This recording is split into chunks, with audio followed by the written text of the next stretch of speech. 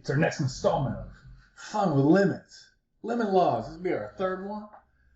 More evaluating. Now we're really getting into the meat. This is another one. Put the exclamation point next to it because this is the types of tricks. I'm going to start going through some of the tricks as to how we solve these problems. Our algebra games.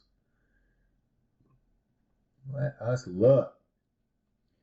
Oh, what do we got? Let's try a fun one.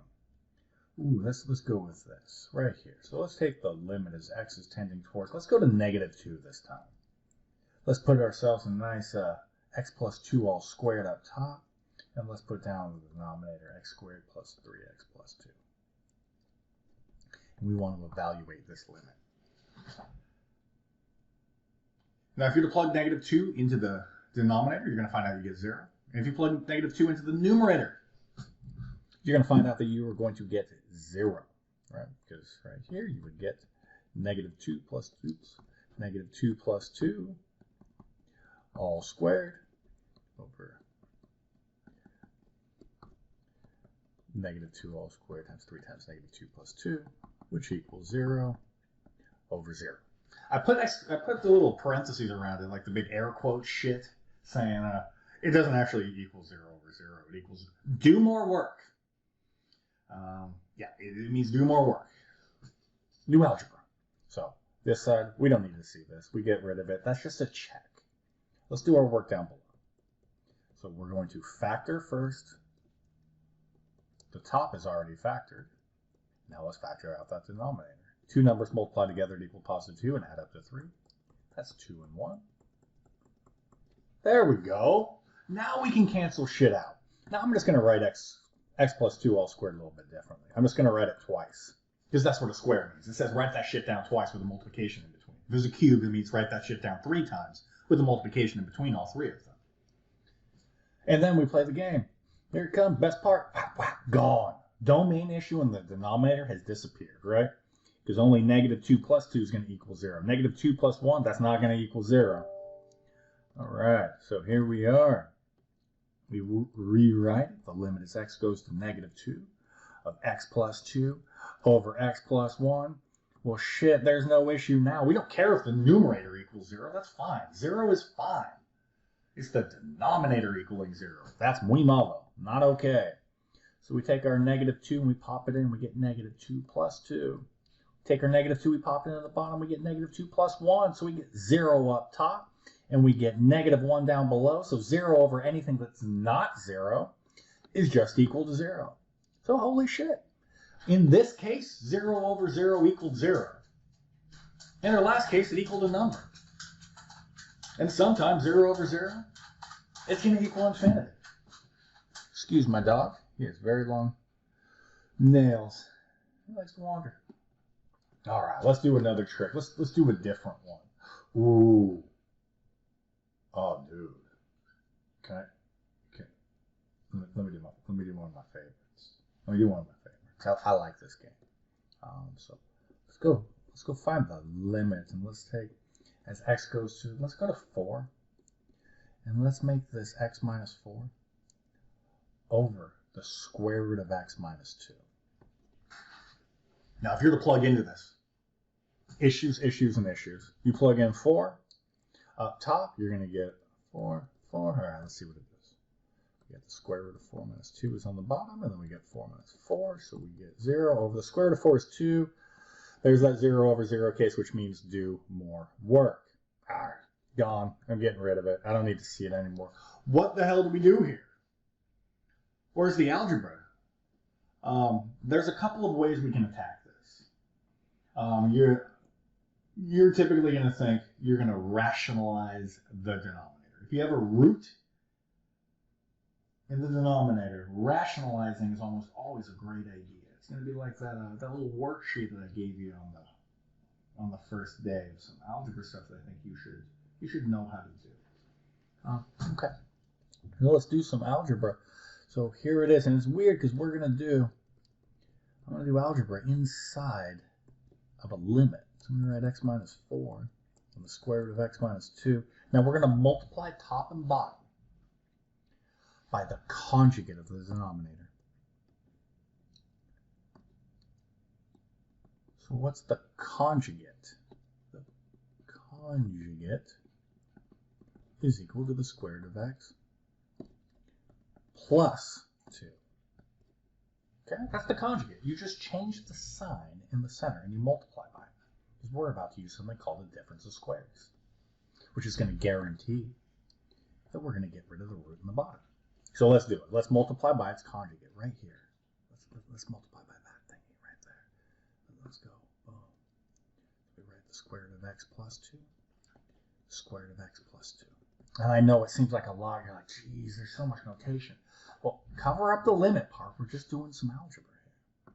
Now, this is going to be the only time I will show it all the way through, because down below is going to be a difference of squares. It turns out the same way every time. So let's go. What's x minus 4? Just looking at the top times the square root of x plus 2. Let's expand that shit out. Let's see. Nah, you know what? Let's not expand. There's going to be a piece that where you want to try and expand stuff. Don't do it. Factored is dope. We love factored. That's not our domain issue, so we're going to leave it alone. Okay, so the top right here, we're going to leave that alone. We're just going to write x minus 4 times the square root of x plus 2. It's the denominator we want to put together. So whatever you're hitting with the conjugate, that's what you should put together. Now, after you do a few of them, you're going to recognize there's a pattern. That this is a minus b times a plus b, which equals a squared minus b squared. It's just a difference of squares. And I'll show it. Square root of x times the square root of x is equal to x.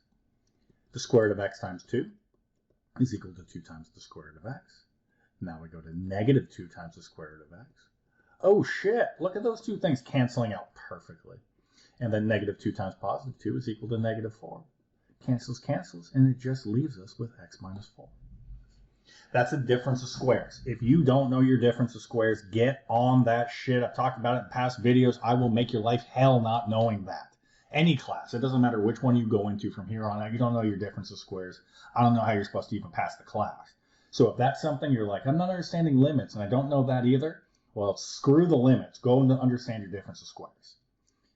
Once again, a plus b times a minus b is equal to a squared minus b squared. So if you got the same thingy minus the same thingy plus same thing, right? That shit matches, just the difference of signs.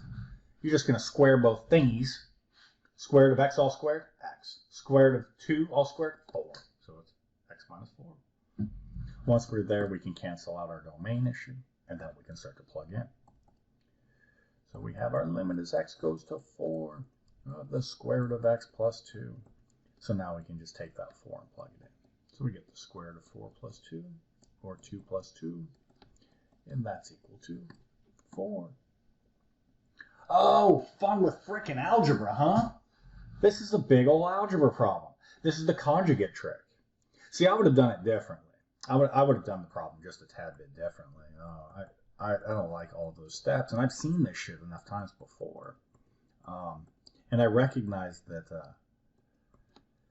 that this is a difference of squares. Now take this or leave it. You don't need to know this. I use this trick a lot, and I know that the top is the square root of x plus 2 times the square root of x minus 2.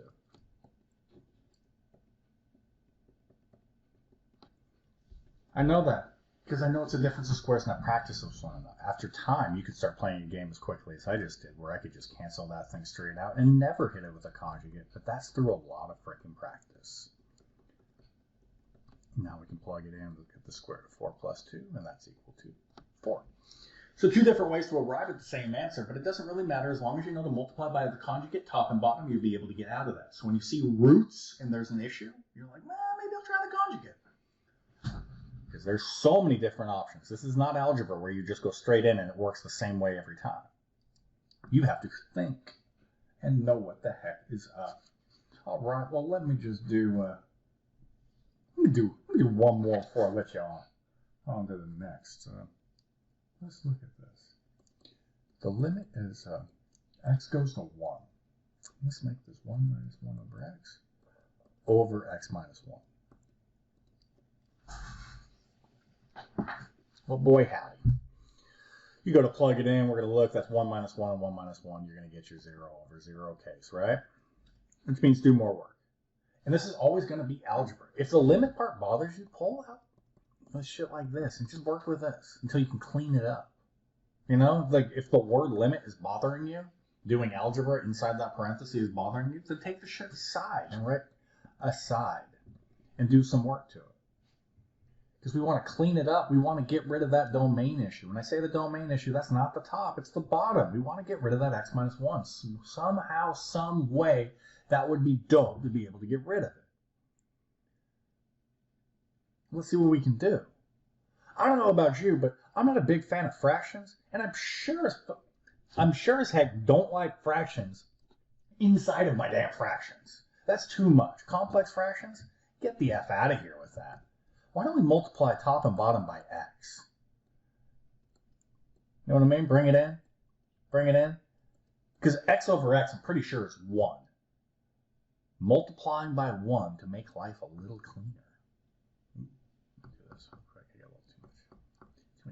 I had to see. I want to just show that we're distributing that bad boy in. We're just multiplying by x over x, or we're multiplying by 1, which changes nothing. Changes nothing. All right, so we bring that x in. We get 1 times x is x. X times 1 over x times its reciprocal, that's just equal to 1. Down below, we get x times x minus 1. And notice I did not bring this one together. I left it factored because I want to cancel shit. That's the game. Look.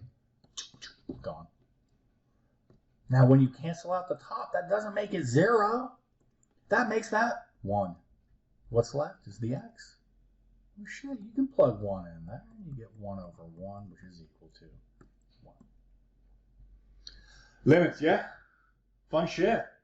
We got to get good with them. I'm going to come back with another one with some, what we call the tricky ones. And maybe a fun-filled one. See you soon.